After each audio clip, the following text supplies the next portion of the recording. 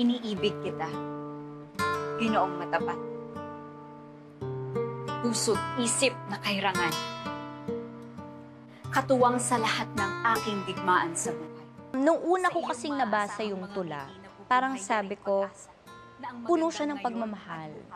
Pero iba't ibang klaseng pagmamahal. Una, para sa lalaking pinakamamahal ko. Pangalawa, para sa mga magulang na talagang nag-aruga at nagpalaki sa akin ng maayos.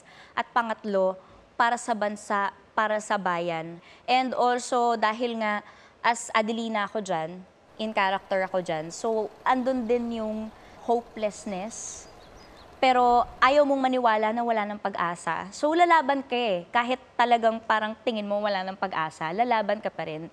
Anong hindi gagawin para sa iyo, o aming inang bayan? Maging itong abang buhay ay nahahanda kong ialay. Sabi mo naka-Adelina ka dyan, pero how much of Barbie ang nandyan sa video na yan?